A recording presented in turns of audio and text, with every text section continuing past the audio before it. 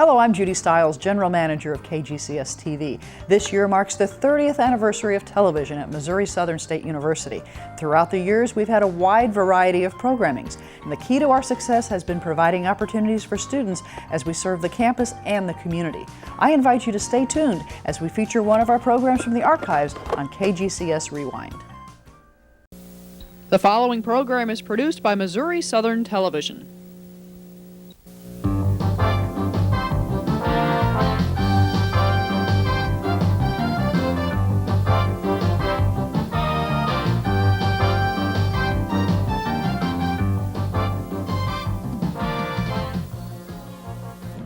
Joplin prepares for a visit by the President of the United States. Good evening, I'm Judy Stiles. Tonight on Newsmakers, we're taking a look at that visit, a historic moment in Joplin.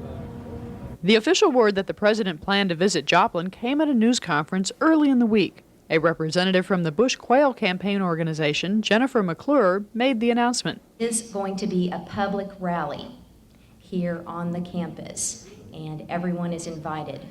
We are thrilled to have the college students attend, faculty, and members of the community. It will be a public rally.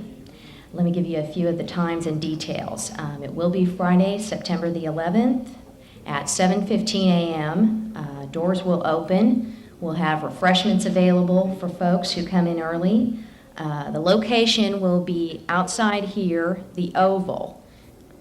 The president of the College Republicans, Eric Weber, talked about his group's role in getting President Bush to Joplin. Well, last year we were going to make an effort to get him to come speak at commencement. That never really materialized. Very busy man. So it just so happened that we have some people that are very active with Bush Quail, and they put out their little feelers, and we got a response, and we're more than happy to have the president come down and speak with us. A lot of work had to be done prior to the president's appearance. College maintenance workers groomed the campus and helped with the setup. Flatbed trailers were brought in as the Southern Oval was transformed to a rally area. While this work went on outdoors, students and volunteers made preparations, such as this sign painting party. They shared some of their thoughts about the president's visit. Because we want to help George Bush get elected. What are some things that you like about George Bush? I like his conservativeness, and I think he's a much better selection than Bill Clinton. And what do you expect in tomorrow's speech? That's up in the air. I'll just wait and see. Even though I don't think that Bush is necessarily the best president that we've ever had, I think that he needs a chance. He needs more time in office, and I think to change things right now would be to not to give him enough credit, not to give him as much credit as he deserves. The sun rose brightly on Friday, September 11th, as the crowds arrived at Missouri Southern. People of all ages gathered for a chance to see the president. Yes, it is. I've never been to a political rally before. I'm only 17, so I'm just now starting my political career. Why are you guys here today? To see Bush. Yeah. I think it'd be awesome to see Bush, and why would he want to come to Joplin? I mean, you know. Why do you think the president came today? Talk. To give people ideas to vote for him. Musical performers kept the crowd entertained as they waited for the big moment. Missouri Attorney General William Webster greeted the crowd. It's a special privilege to be here today and to welcome so many of you to the campus of Missouri Southern State College. We're all proud that the President has chosen to come here, and we're proud of what we've been able to accomplish in the state of Missouri. Over 300,000 jobs have been grown in the state of Missouri in the last few years, many of them right here in southwest Missouri, because we have had a governor, John Ashcroft, who has understood that you do not grow into prosperity by taxing and spending yourself to death.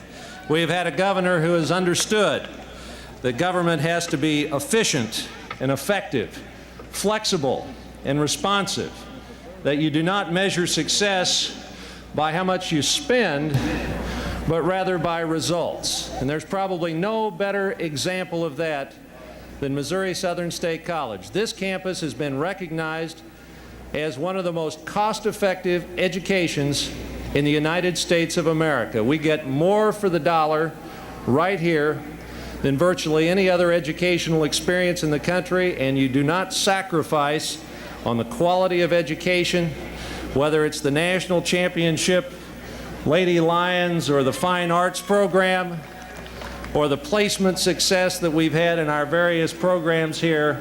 It's a great school, and it's an example of what we should strive for right here in the state of Missouri. Missouri Governor John Ashcroft also had a few words to say. Even a donkey from Arkansas should understand that it's foolhardy to pretend that success abroad brings no prosperity at home. Trade, safe and secure world economy, expanded exports mean prosperity and opportunity for us here in Missouri. Thank you, George Bush. The president's plane touched down in Joplin. No doubt I love this land. God bless the USA.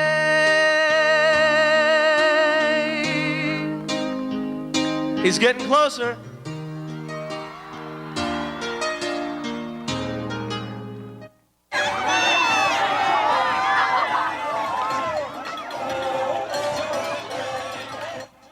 One, George. Ladies and gentlemen, the President of the United States of America, George Bush. You're great. Great to see you.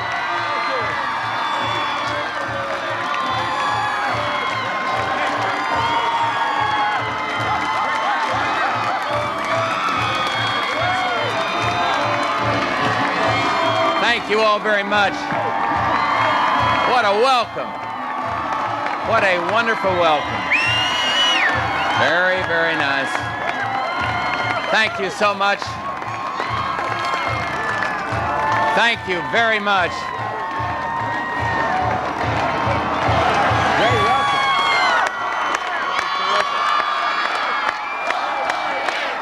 Thank you so very much.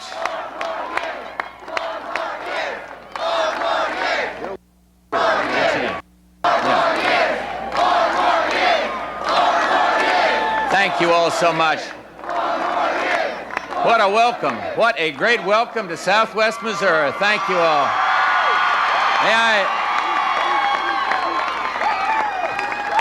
First, let me salute our great Governor John Ashcroft. You are lucky to have this man, and what a job he's done for this state. And thank you, John, for that introduction.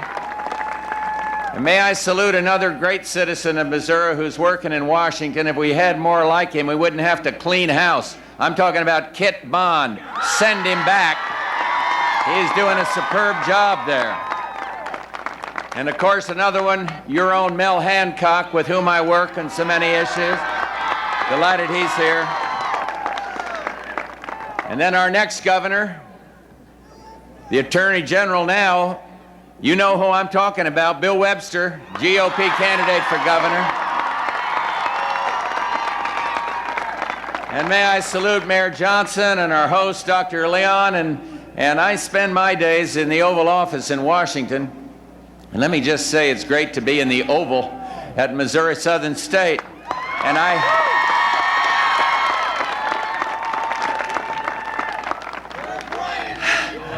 all right. I think Millie would like it out here in this Oval, I'll tell you.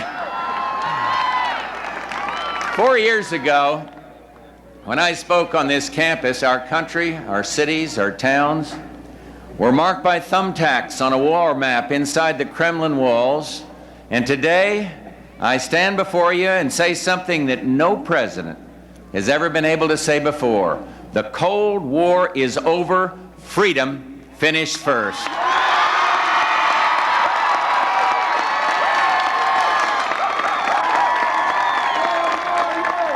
I think young people understand that reducing the fear of nuclear weapons is something that is very, very important. And peace is precious, but precarious. And we must know its risks to reap its rewards. And for America to be safe and strong, we must win the defining challenge of the 1990s. We must win the economic competition. We must be a military superpower, an export superpower, and an economic superpower. And this must be our goal. Our goal, a $10 trillion economy by the beginning of the next century. And the opposition will tell you, we can't cut it, And I say any way you cut it, America can get the job done. We are not pessimists, we are optimists about this greatest country in the world.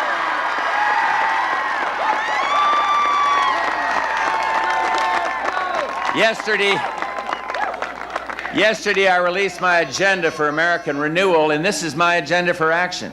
America's a place where ordinary people can do extraordinary things if only they're set free. And here are my keys to unlock the door.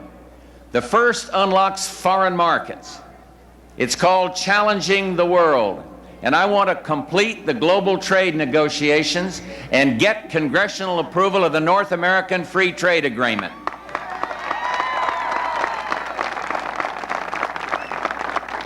Trade with Mexico and Canada already brings $2 billion into this state each year, and our agreement would turn the entire continent into a gigantic free trade agreement, free trade zone, a $6 trillion market from Manitoba to Mexico City, and create over 300,000 jobs for American workers. So do not let the other side try to scare you into thinking we're not up to the job. I believe that when trade is free and fair, American workers can beat the competition, fair and square, anywhere. I'm certain of it.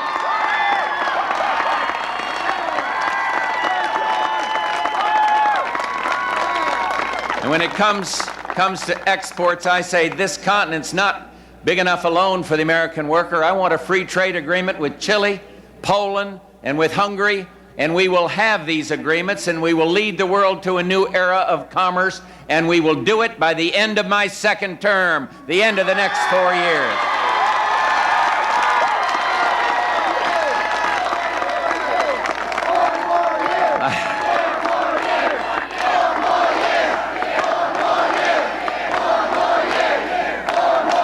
You know, I'd hoped to come here and not talk about my opponent, but I've got to mention this. I just have to. He used to support the free trade. First, he was for the Mexican Free Trade Agreement, and he wasn't quite so sure. And now he says, I'm reviewing it carefully, and when I have a definite opinion, I will say so. Now, are there any history students in the audience? You may recall that Walter Lippmann said leadership means guarding, quote, a nation's ideals. And the Roman historian Tacitus defined leadership as, quote, reason and judgment. But you know, I studied a little history, and I don't recall ever hearing leadership defined as please leave a message and we'll get back to you later.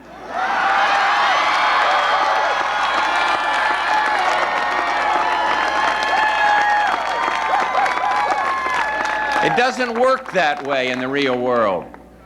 There's no call waiting on the phone in the Oval Office. And when you're president, when you're commander-in-chief, you have to make decisions. And you have to make decisions whether they're popular or not, and I stand with free trade agreements because they are good for American jobs and American workers.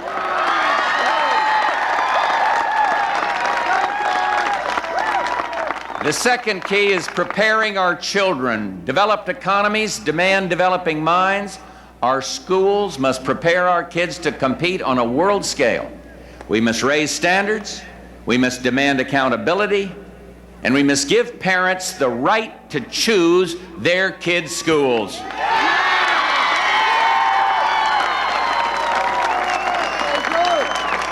And my GI Bill for kids would give scholarships to your younger brothers and sisters, your children maybe, so that kids can go to school that their parents choose.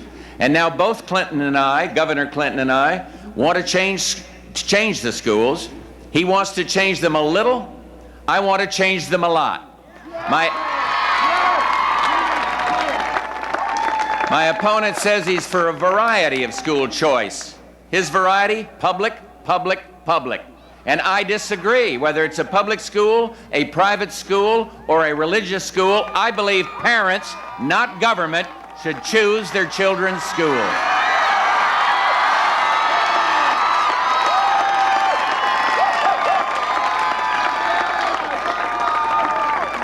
The third key must unlock the future, and we must sharpen business's competitive edge. And my opponent wants to do for American business what he's done for Arkansas businesses. But if you ask the entrepreneurs of Arkansas, they'll tell you there's been little hope in Little Rock. Private dollars build more businesses. Public dollars build more bureaucracies. And which do you think will help our economy? I believe that we must cut the regulations that turn red tape into pink slips, and we've got to put a restraining order out on our legal system.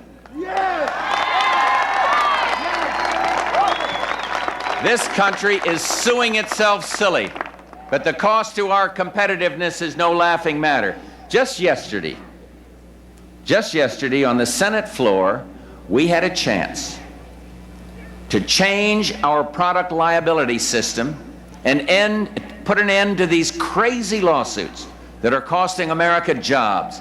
But the liberal Democrat leadership heard from their friends, the trial lawyers, and twisted a few arms, and when they were finished, they wouldn't even let the issue come up to a vote, in spite of the majority wanting to do something about these lawsuits.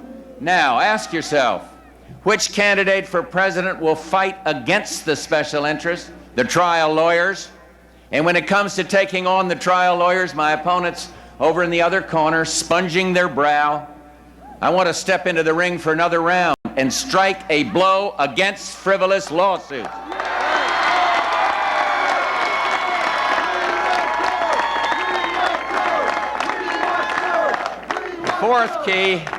The fourth key is promoting economic security. And that means job training to ease our workers into the new economy. And it means health care reform, proposals that I've introduced to cut almost $400 billion of health care costs over the next 5 years so that you and your neighbors can afford it, and I will bring insurance to the poorest of the poor. Everybody should have a shot at insurance, and that's what our plan does. Governor Clinton's ideas could end up turning 13% of our gross national product over to the government. And I don't like the idea of Uncle Sam, MD. I don't believe that's the right prescription for America. And the fifth key, and it's one I know young people are concerned about, is leaving no one behind. And my approach to welfare is not how much we hand out, but how many we help up. And the policies of the past put a roof over people's heads, but they forgot to build the door. And we must build that door with housing vouchers, enterprise zones, and workfare reforms. You see, I believe that our policies won't work unless people do too. Work fair, not welfare.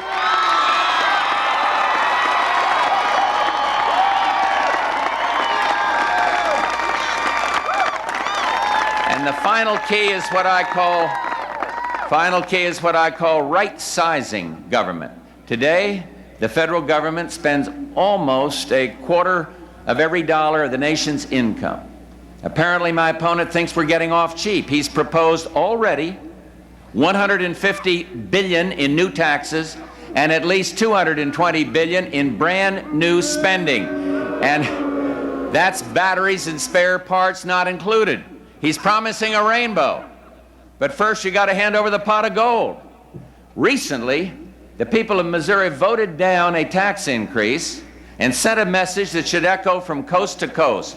Government's not taxing too little, it is spending too much.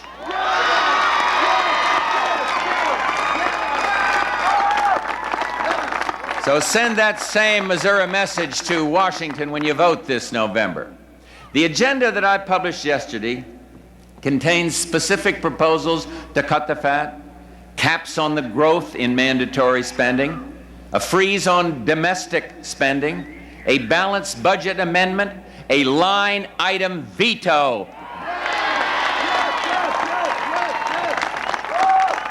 Your governor, your able governor, Governor Ashcroft, has a line item veto, and he's used it almost for $250 million to keep that in your pockets. Imagine what a president can do with the same power. And I've also proposed a checkoff box on tax returns to allow you, the taxpayer, to earmark 10% of your income tax to reduce the budget deficit. If Congress won't do it, let's give the taxpayers their own private veto pen.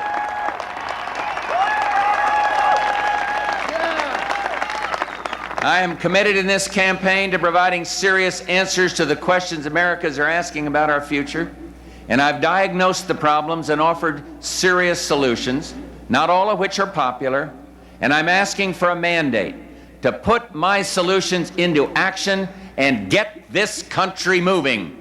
For now at least, my opponent has chosen a different strategy. Rather than talk about what he wants to do for America, he spends his time belittling my ideas, playing on fears. One example, I want to talk about limiting the growth of spending to get the deficit under control, an idea my opponent says he agrees with, but instead of offering serious ideas of his own, he simply says, watch out, senior citizens, watch out, veterans, watch out, disabled Americans. It won't work. This administration has strengthened Social Security. We have stood beside the nation's veterans. We signed legislation that brought the disabled into our economic mainstream. Do not let this governor try to scare you, America.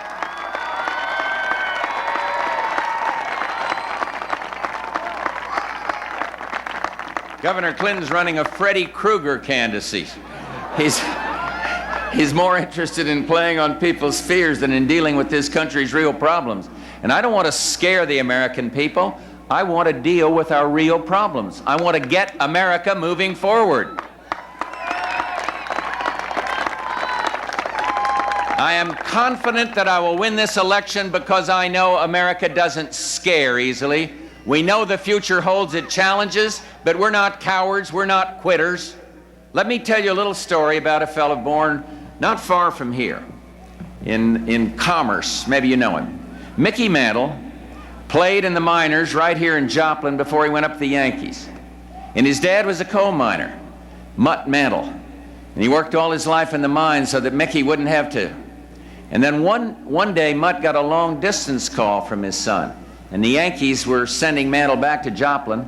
And Mickey said, Dad, I can't play. Well, Mutt just hung up the phone, jumped in his car, drove through the night to Mickey's hotel, and without a word, he started packing his son's suitcase.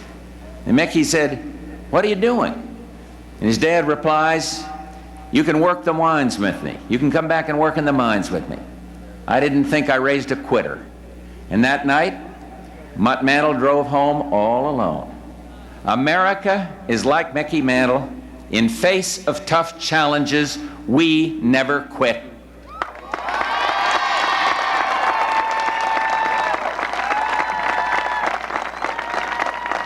Confronted with the Cold War, we didn't flinch, and we won.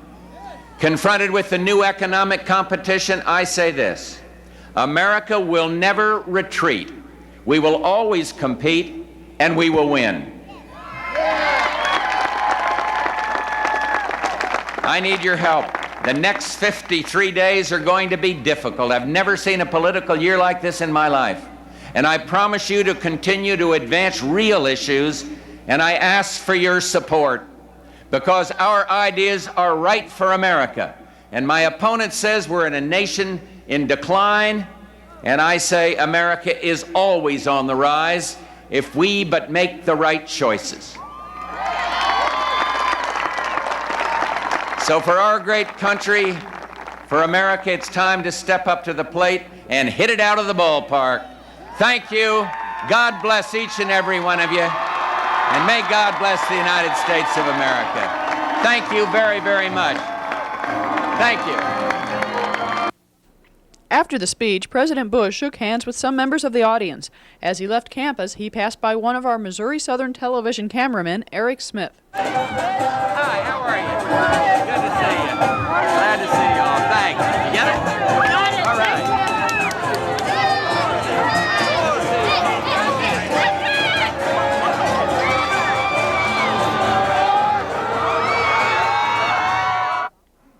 The presidential motorcade returned to the Joplin Regional Airport, where the president boarded his plane for another campaign stop near Kansas City.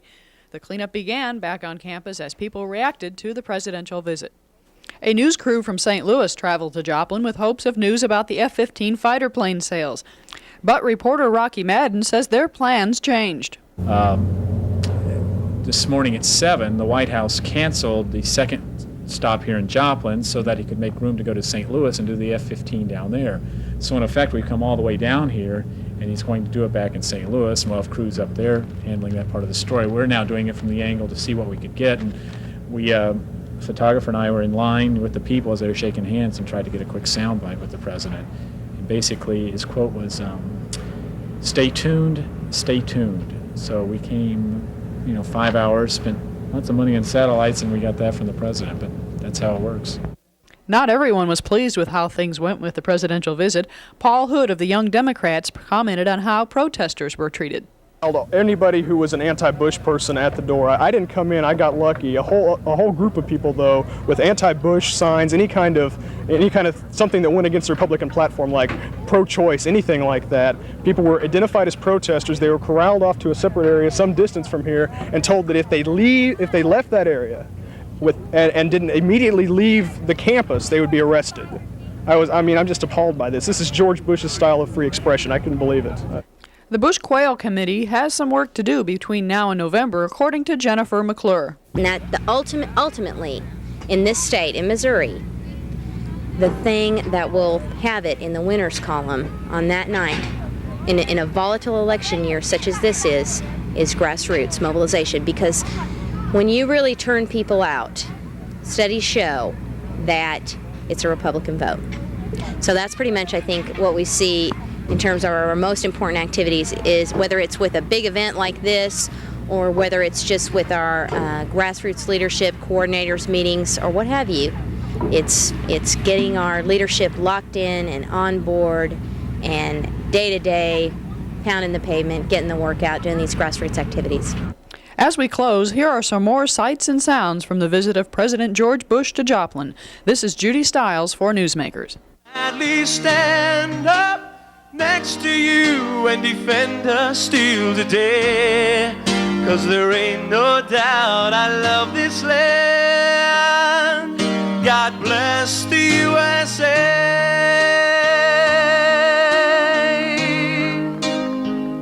He's getting closer.